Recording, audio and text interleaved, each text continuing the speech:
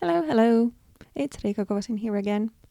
In the previous video, I hinted that the art journaling spread could be turned into a Christmas card or holiday greeting as well, but this time I'm actually making some holiday cards.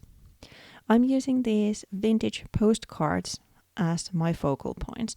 The idea being that you can kind of reuse or recycle the cards you get to make something new.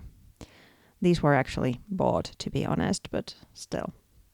I'm using the Fabriano cardstock, as you may already know that it's my go-to, and I'm starting with stamping a pattern onto the background.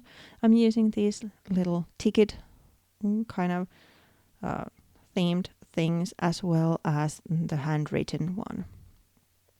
So it's just black pattern to the white background.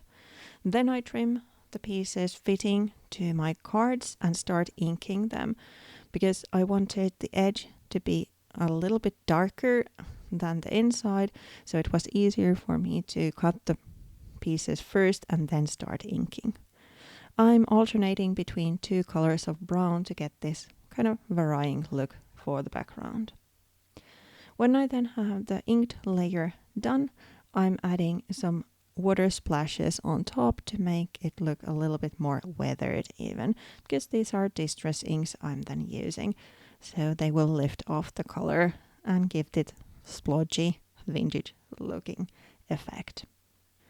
I now have cut the focal points loose from the postcards, and I'm using the same inks to ink around the edges to get them more vintagey looking, even though the motifs themselves are quite vintagey, but I don't like that white cut edge there.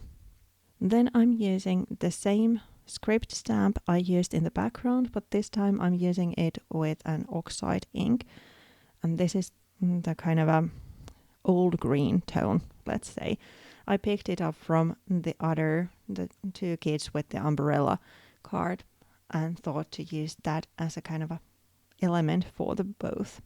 I then used a wet brush to spread the ink so it's just a little bit more concentrated where the pattern is and more delicate around the edges. I then used scissors to cut the pieces and then fray the edge before inking them, turning them more to vintagey stuff. And these are just going to be a background element for the cards, giving a little bit more kind of solid element there, so the characters are not just floating on top of the picture plane. I also mounted these holiday greetings on top of cardstock, so I'm then able to use foam tape later on to add them to the cards. Then it's construction time. To back that green piece of paper, I added a piece of just old book paper there, mounted it on top of my card using foam tape, and then the character in place also using foam tape, because as you may know, I like these dimensional cards, but if you want them to be more flatter, then of course use craft glue or double-sided tape. I just like them to be a little bit dimensional and lifting off the card base. Then I added the little greeting in place, and then I'm using just double-sided tape to mount the focal piece to a card base. I'm then repeating it to the other card as well. As a finishing touch, I'm then adding some doodles around the edges to add a little bit more white that way, and then finish both cards with this little bow I made out of natural twine. For that, I'm using just craft glue. And after that, the cards are done. Thank you so much for watching. I hope you liked the video.